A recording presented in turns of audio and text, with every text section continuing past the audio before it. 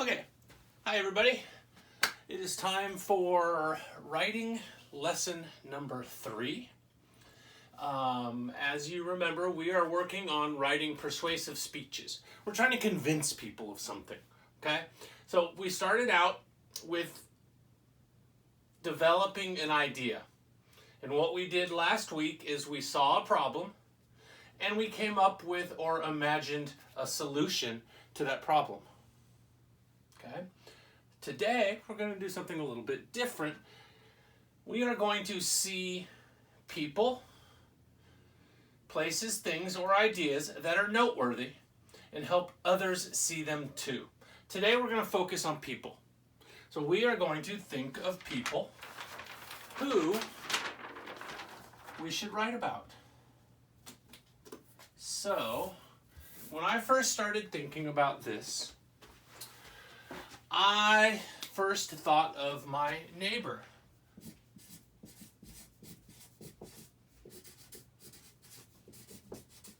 People who are noteworthy. Okay? First person I thought of was my neighbor. The reason I thought about my neighbor is because she does a lot to help take care of another neighbor. The lady who lives next door to me, whose house I can actually see out the window right now. She's old, she's in her 90s, but she still lives at home. She still drives, she still gets around, but she does need help. She needs help carrying things, she needs help with her garbage and recycling, and my neighbor helps her so much. It's fantastic. So that was the first name that came to mind of somebody who I could write about. You know, it's not somebody you're going to see in the news. It's not somebody that everybody thinks of. But it is still somebody who's noteworthy. Okay? The next name that popped into my head was a name you are familiar with, Mr. Cabeza. Okay. Now, Mr. Cabeza has had to do a lot of different things since we went to distance learning. His life was pretty simple before. At school, he did PE with the kids and he did some small groups with kids. But now he has to do a lot of different things. He is making videos. He is doing Zoom meetings. Hopefully some of you went to his Zoom PE yesterday. He is doing outreach. So he is going over a list of students that we are having difficulties getting a hold of or getting to do their work, and he's reaching out to them, talking to the students, talking to their parents, trying to figure out ways that those students can be supported. Okay? Another person I thought of when I was making this list was Ms. Quinn. Because just like Mr. Cabeza, she is doing so much to help support students during this distance learning. The fourth person I thought of, and I went a little close to home for this one, is my wife. As some of you know, or all of you should know if you pay attention, she is a nurse, and so work has been crazy for her with Corona and with people being sick and other things going on at the hospital. It has just been extra hard right now being a nurse. Okay? So these are my 4 people that I originally first came up with.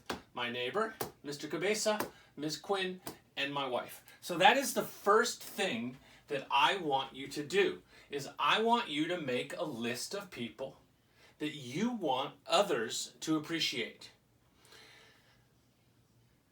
It could be anybody, okay? But you want to pick people that you're going to be able to write about, okay? So then you're going to pick one person. So for today's activity, I picked Ms. Quinn, okay? So I am going to write my piece today about Ms. Quinn, Okay? Now, for the sake of time, I have already written about Ms. Quinn. So let me read it to you, and then I will break it down into the parts that I want you to do in your writing. Okay? So, everyone should appreciate Ms. Quinn, the school principal. Ms. Quinn is wonderful because of how hard she is working to make sure students have what they need for distance learning. She spent hours planning the Chromebook distribution. She has been very supportive of the teachers during this time. She has met with parents using Zoom to answer all of their questions. Ms. Quinn has gone the extra mile for her Glenview community. Okay, so let me break it down into the different parts that are my expectations for your writing. So the first thing is you got to tell us who you're going to write about and why. Okay, so that's my first two sentences. Everybody should appreciate Ms. Quinn, the school principal.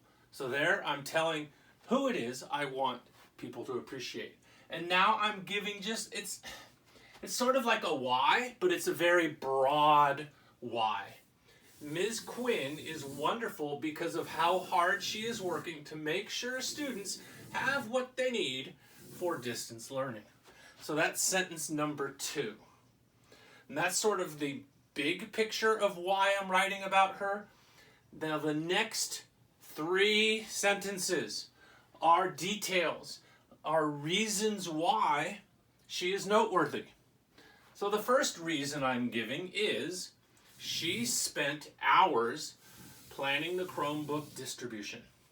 So there's one reason why I picked her.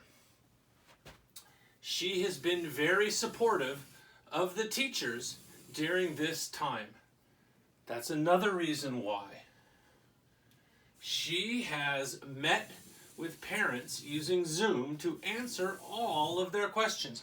That is the third reason why. So again, I have 3 reasons why this person is noteworthy. So I want you in your writing to have 3 reasons as well.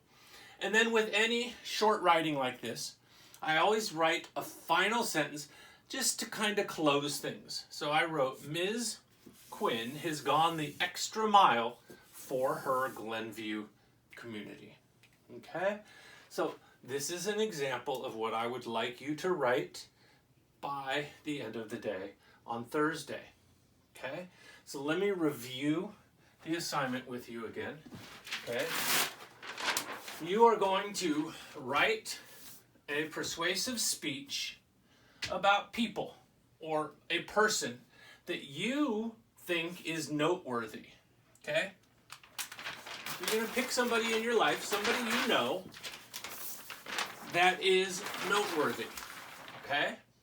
Then, when you do your writing, I want you to start by naming the person, giving a broad reason why you picked them, and then giving 1, 2, 3 reasons that you should pay attention to this person. Okay? And then I want you to close it out with a final sentence. Okay? So, you can type this into the Google Doc that comes with the assignment, or as many of you have done, you can write it on a piece of paper and have your parents submit a picture to me. Either way, it is due at the end of the day on Thursday. If you have any questions, you can message me through the assignment and I will answer your questions.